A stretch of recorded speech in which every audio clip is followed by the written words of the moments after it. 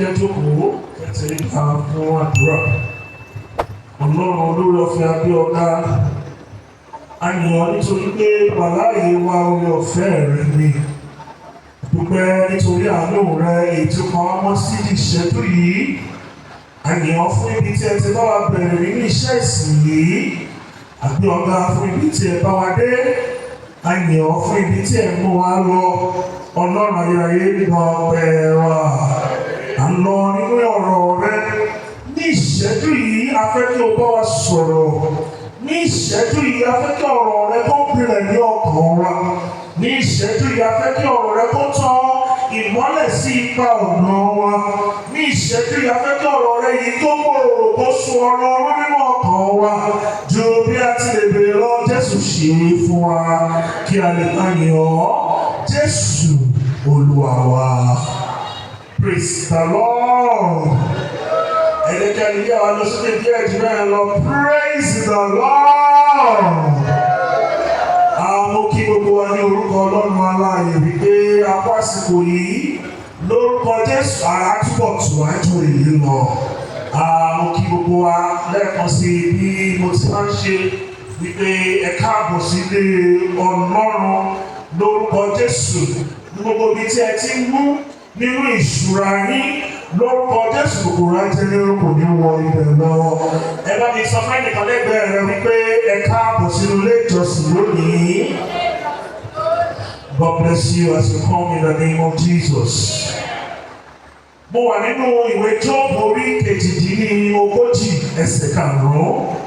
Job chapter 38 verse 5. Ìwé Jóòbù orí kejìdínlógójì ẹsẹ̀ karùn-ún. Job 38 verse 5. Ta ló fi ìwọ̀n rẹ̀ lélẹ̀? Bí ìwọ bá mọ̀ ọ́, tàbí ta ló ta òkun wíwọ́n sórí rẹ̀? Mo máa ka ẹsẹ̀ kẹfà. Lórí ibo ni a gbé kan ìpìlẹ̀ rẹ̀ mọ́? Tàbí ta ló fi òkúta igun rẹ̀ lé ilẹ̀? Nígbà tí àwọn ìràwọ̀ òwúrọ̀ ń kì wọ́n kọrin pọ̀, àti gbogbo àwọn ọmọ Ọlọ́run tí wọ́n hó ìhó ayọ̀.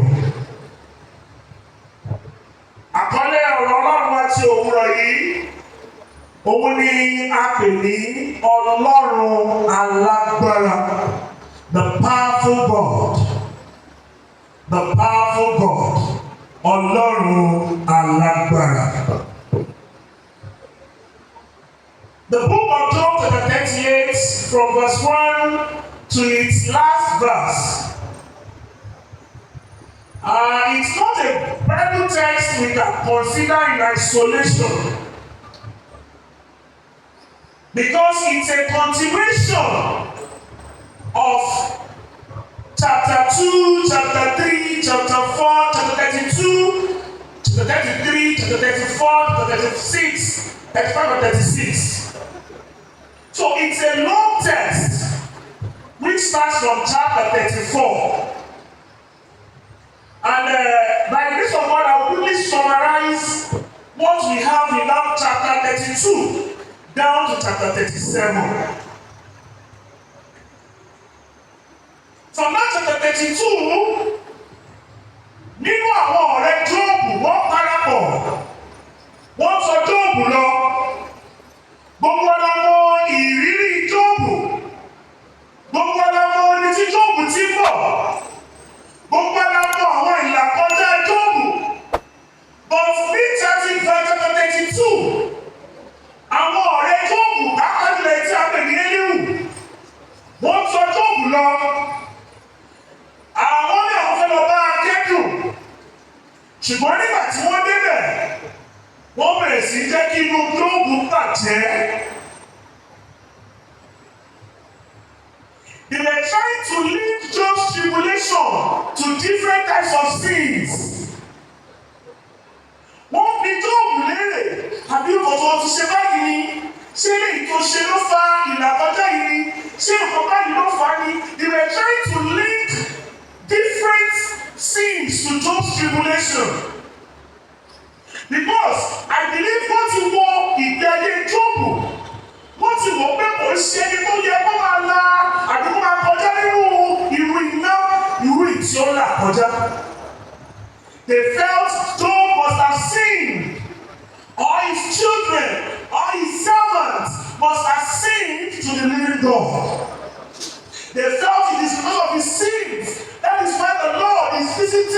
sì ń sọ yìí. Wọ́n rò wípé ó ti ṣẹ̀, Ọlọ́run wá bèèrè àwọn ẹ̀ṣẹ̀ rẹ̀ lọ́wọ́ rẹ̀. Gbogbo àwọn gbólóhùn yìí ni láti from verse 32. Ó wá mú oríṣiríṣi ìbéèrè wá nínú ọkàn Jóòbù. Jóòbù wá bèèrè àwọn ìbéèrè Genesis chapter 37. Jóòbù bẹ̀rẹ̀ sí bèèrè àwọn ìbéèrè lóríṣiríṣi lọ́wọ́ Ọlọ́run. But as Job was asking God, God was silent. Ó ṣe àṣàrò nínú ọkàn rẹ̀. Could it be true that I have sinned? But ìgbàdé ìgbà ni wọ́n máa ń rúbọ ẹ̀ṣẹ̀ fún àwọn ọmọ mi. Bí wọ́n tẹ̀sí ẹ̀ṣẹ̀ kan tí mi ò mọ̀. He began to question God.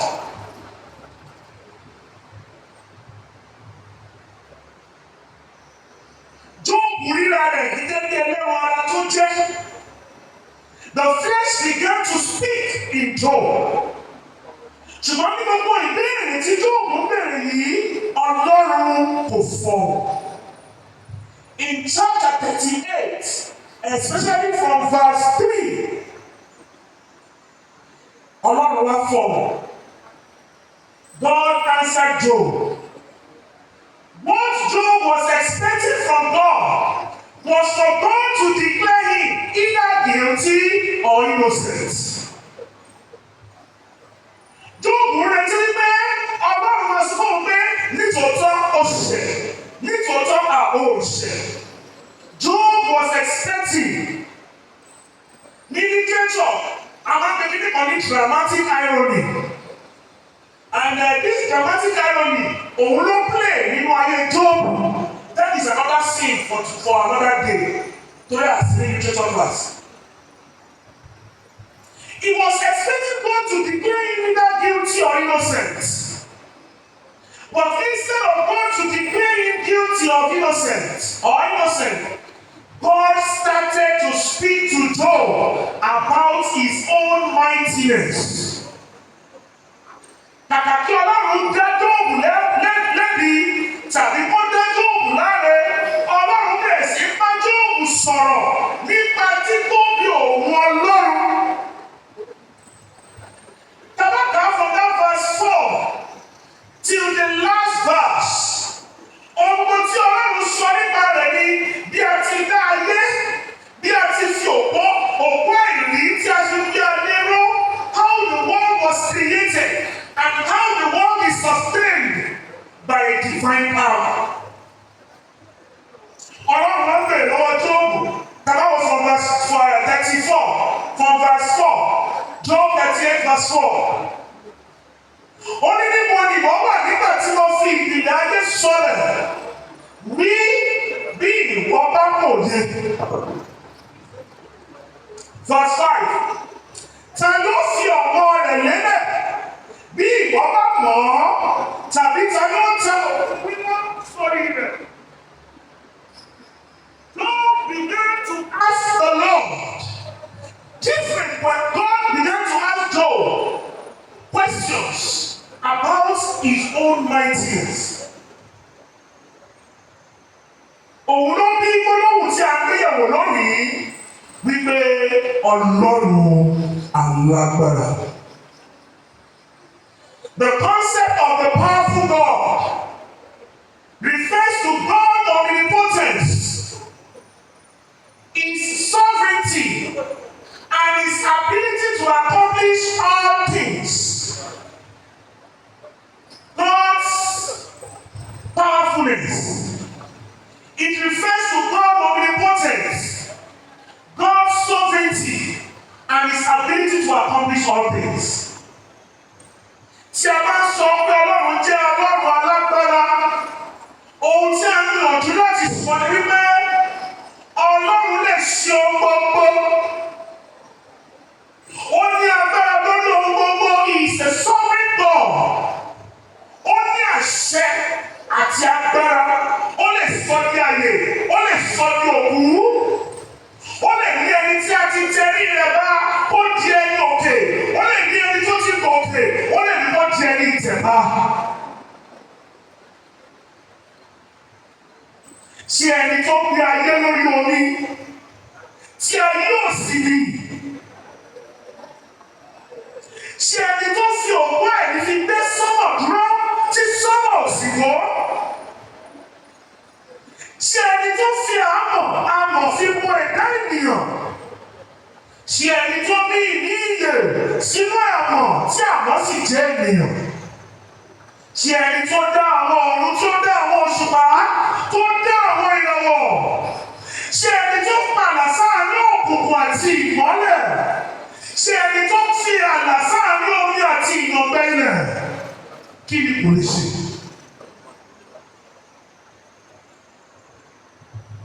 Kí ni kò lè ṣe? Ṣé ẹni tí ó sọ ẹni tí a rò pé yóò di òkú, ṣé ẹni tó sọ ọ́ di alààyè? Tó sọ ẹni tí a lè rò pé yóò di alààyè tó sì sọ ọ́ di òkú? Ṣé ẹni tó lè pa ara, tó tún lè pa ẹ̀mí? He is sovereign. He is omnipotent. Being omnipotent means he can do all things. He is an omniscient God. He can see all things.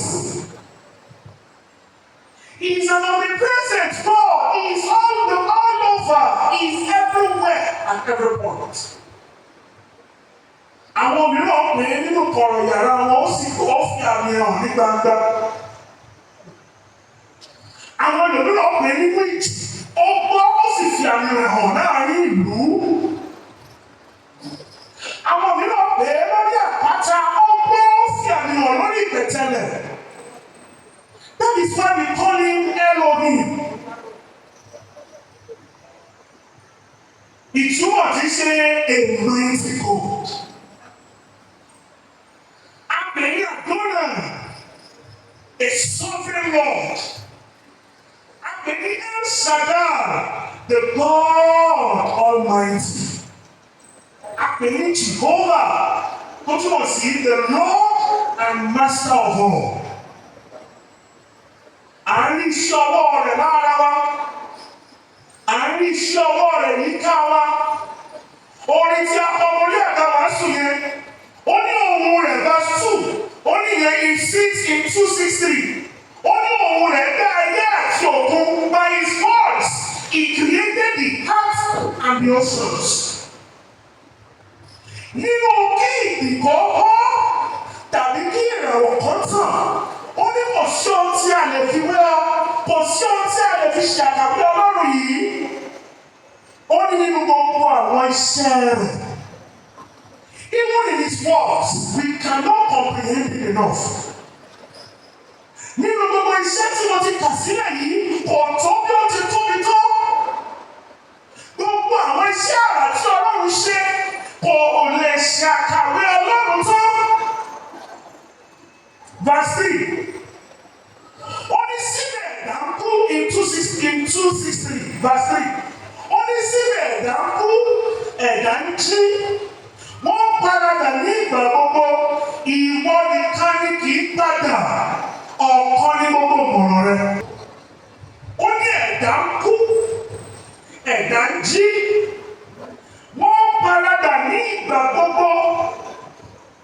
À ń paradà, ìparadà yẹn túmọ̀ sí pé à ń bọ́ àgọ́ ara kíkú sílẹ̀, a sì ń ní àgọ́ ara ìdúró. We put on the mortal body and put on the immortal body, yet he changed not.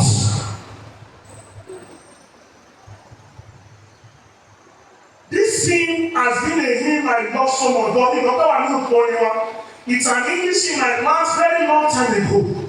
But by the time I sit there for somebody, that hymn came to my mind. I had to go and search for the Yoruba version, and I was surprised when I saw it in my English. Ẹ̀dá ń sùn, ẹ̀dá ń jí, ẹ̀dá ń kú, ẹ̀dá ń jí, à ń pa aláradà, à ń gbọ́ àgọ́ ara ìdíbàjẹ́ sílẹ̀, à ń gbé àgọ́ ara ìdíbàjẹ́ wọ̀ síbẹ̀. Ìjẹ́jẹ́ bọ̀, bó ṣe tóbi tó nìyẹn. Verse 4, ojú rẹ̀ ká gbogbo ayé, ìwọ la láṣẹ àgbáyé. Ó ti fi ìmọ́lẹ̀ ṣe sí aṣọ rẹ̀. Òjíṣẹ́ rẹ̀ ń tàn bí kí ni o, ó tàn bí iná.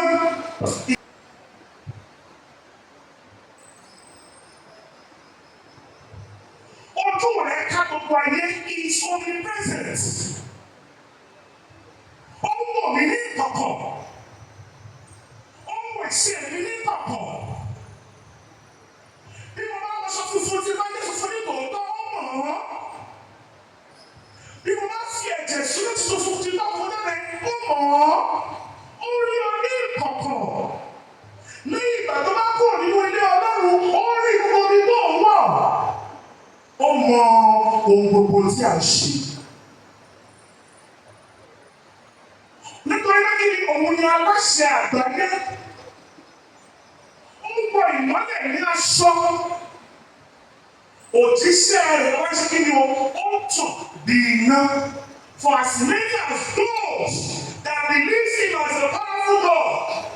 Fún iye àwọn tó gbà á bí Ọlọ́run alágbára tí wọ́n jẹ́wọ́ rẹ̀ ní tòótọ́, wọn máa tàn bí iná. Lórúkọ Jésù ayé rẹ̀ yóò tàn ìmọ́lẹ̀ ìjáde. Wọ́n máa tàn. They shine forth, they show forth the light of God. Quickly. So as his children, there are 3 things I want us to do. As his children, if truly we are confessing him as the powerful God, there are 3 things we must do. 1, we must trust in God's power. We must trust in God's power. Because he's a powerful God, we must trust in his power. The book of Psalms, chapter 37, verse 3 to 4. Psalms chapter 37, verse 3 to 4. Onígbẹ́kẹ̀lé Olúwa, kí o sì máa ṣe rere. Máa gbé ilẹ̀ náà, kí o sì máa wù òtítọ́. Ṣe inú dídùn sí Olúwa pẹ̀lú, òun ó sì fi ìfẹ́ inú rẹ̀ fún ọ. Tó gbẹ́kẹ̀lé, ohun àkọ́kọ́ gbọdọ̀ ṣe nìyẹn. O gbọdọ̀ gbẹ́kẹ̀lé Ọlọ́run, o gbọdọ̀ gbẹ́kẹ̀lé agbára rẹ̀. O gbọdọ̀ gbàgbọ́ wípé agbára rẹ̀ yìí lè ṣe ohun gbogbo. O gbọdọ̀ gbàgbọ́ wípé àṣekọ́ má kù ní Ọlọ́run.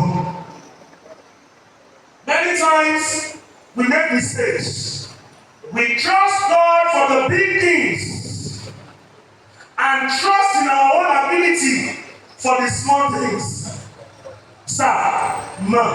There's nothing too big, nor too small for God.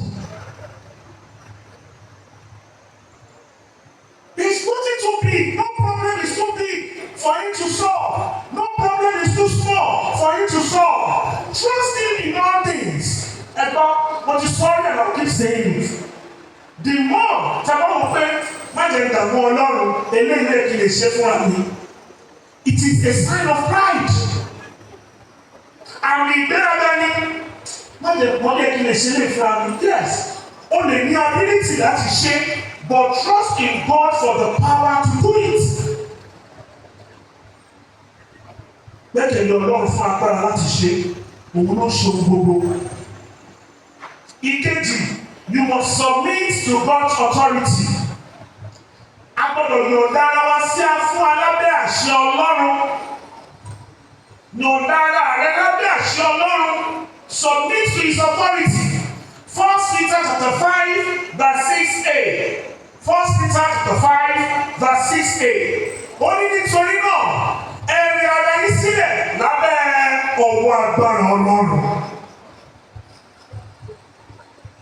Submit yourself under the powerful hand of the Lord. Gbà wípé nítòótọ́ òun ló láṣẹ. Òun ló ní gbogbo àṣẹ lọ́wọ́. Bó bá ti ṣe sọ bẹ́ẹ̀ lórí. Don't doubt him. Má ṣiyèméjì. Má ṣiyèméjì ọ̀rọ̀ rẹ̀. And the last one, seek God's wisdom. Seek God's wisdom. Ṣe àfẹ́rí ọgbọ́n Ọlọ́run. Ìwé Jacob orí kìíní ẹsẹ̀ karùndínlógún, James chapter 1 verse 15. Ó ní tó bá pọ̀ ọgbọ́n fún ẹnikẹ́ni, ó ní kó béèrè lọ́wọ́ Ọlọ́run.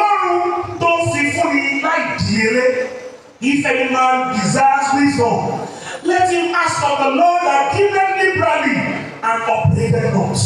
Béèrè. Seek God's wisdom. Fún gbogbo. Trust in Him. Submit under His authority and seek His wisdom. God's wisdom. Ọgbọ́n Ọlọ́run a máa jẹ́ kí ẹni tí ò lágbára dàbí ẹni tó lágbára. Ọgbọ́n Ọlọ́run a máa jẹ́ kí ẹni tí ò mọ̀ ọ́ ṣe kó dàbí ẹni tó mọ̀ ọ́ ṣe. Gbogbo ayé àsì máa wò ọ́, wọ́n máa wò ọ́ wípé ṣé wọ́n nìkan ni? Lọ́ọ́ fi kọ́ pé èmi náà kọ́ Ọlọ́run. Hold on to these words. A ò pọ̀ lóòótọ́, but I want you to pick these words. Someone is not by the crowd. It is not by the number of people in the auditorium, in the sanctuary. Tó bá jẹ́ ọkàn kan ṣoṣo ló wà lórí ìjókòó, bí mo ṣe máa wàásù fún ẹgbẹgbẹ̀rún ènìyàn, bí mo ṣe máa wàásù fún ọkàn ṣoṣo. Gbogbo àwọn tó bá sí Lenten service, they know. Mo bá jẹ́ ọ̀kan ni, I will preach the same way I will preach the multitude. Nítorí náà, this word has come to you. Ó ti wá fún èmi àti ẹ̀ lónìí. Nítorí tòótọ́ alágbára ni. Ó fi agbára rẹ̀ hàn nínú gbogbo ohun tó dá. Ó fi agbára rẹ̀ hàn nínú gbogbo iṣẹ́ rẹ̀. Ó wá ń bèrè ohun mẹ́ta lọ́wọ́ wa. Àkọ́kọ́ ni wípé kí a gbẹ́kẹ̀lé agbára rẹ̀. Èkejì ni pé kí a yọ̀ǹda wa lábẹ́ àṣẹ rẹ̀. Ìkẹta ni pé kí ni kí a bèrè fún ọgbọ́n rẹ̀. Agbára Ọlọ́run sì wà síbẹ̀.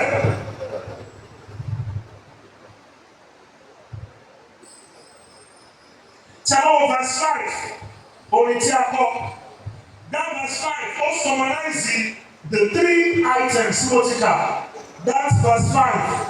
Ó ní báwo ni àwa ẹlẹ́ẹ̀rí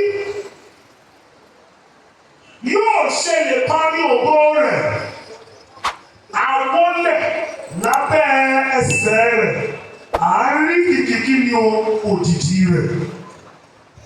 Bá a ṣe lè rí ògo rẹ̀ ní ọ̀ká wọlẹ̀, and that is the story of gbogbo ohun tí a ti sọ. Agbára Ọlọ́run sì wà síbẹ̀. Ó sì ṣiṣẹ́ ìyanu. Kìkì ohun tí Olúwa bẹ̀ lọ́wọ́ àtẹ̀mí àti tirẹ̀ ni pé kí a gbẹ́kẹ̀lé. Nítorí náà, gbẹ́kẹ̀lé fún ìwòsàn rẹ. Gbẹ́kẹ̀lé fún ìpèsè rẹ. Gbẹ́kẹ̀lé fún ààbò rẹ. Gbẹ́kẹ̀lé fún ìwọlé àti ìjáde rẹ. Gbẹ́kẹ̀lé fún àtijẹ àti mu rẹ. Gbẹ́kẹ̀lé fún àtiwọṣọ rẹ. Bí àtiwọṣọ ṣe dàbí kó kéré tó. Gbẹ́kẹ̀lé. Gbẹ́kẹ̀lé. It can look so simple. Ṣe rí ìpàdé wọn dùn kí n mú aṣọ tó bá wù kí ni. But still trusting. Trusting even to the cloth wearing láti gbọ́ aṣọ wọ̀ gbẹ́kẹ̀lé. Orin kan tí mo fẹ́ràn jù, orin ẹni, I know my God is able, He is able, I know He is able, I know my God is able to carry me through, for He has healed the brokenhearted, sets the captives free, healed the sick, raised the dead, and walked upon the sea. I know He's able, able. I know He's able. I know my God is able to carry me through, for He has healed the brokenhearted. He sets the captives free, healed the sick, raised the dead, and walked upon the sea. I know He's able, able. I know He's able. I know my God is able to carry me through. Tell your forever. You are going to pray with the words of that song. Olúwa, by your power, carry me through. Nípa agbára rẹ mú mi là já. Mú mi lá ìgbà ìpọ́njú kọjá. Àìlera ní tirẹ̀ sọ fún Olúwa, by your power carry me through. Àìlọ́wọ́lọ́wọ́ ní tirẹ̀ sọ fún Olúwa, nípa agbára rẹ mú mi lá ìkókò yìí kọjá. Àìní ìfọ̀kànbalẹ̀ ní tirẹ̀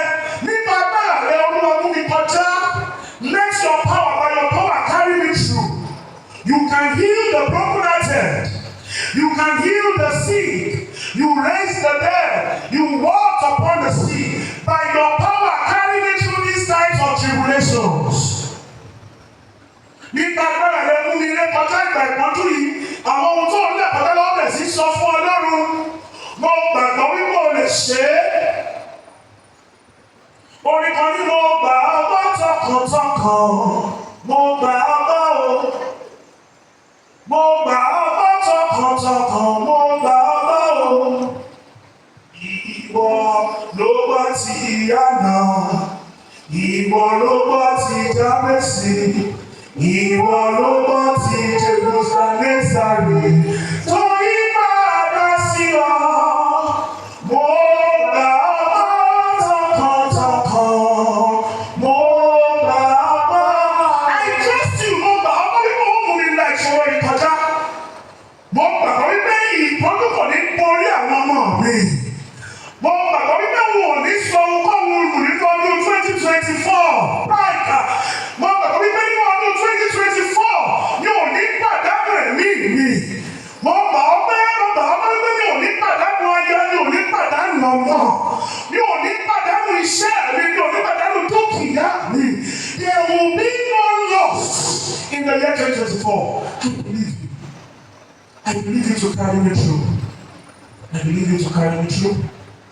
I believe you to carry my marriage through. I believe you to carry my finance through. I believe you to carry my career through. I believe you to carry my ministry through. I believe you to carry my family through. There shall be no tribulations. There shall be no tribulations. There shall be no tribulations. There shall be no tribulations. There shall be no tribulations. There shall be no tribulations. For in Jesus' name we have prayed. Ǹjẹ́ kí sì fún Ọlọ́run Bàbá, Ọlọ́run Ọmọ, Ọlọ́run Ẹ̀mí Mímọ́, ẹni tí ìrògbò ọlá wà fún títí ayé àìnípẹ̀kun.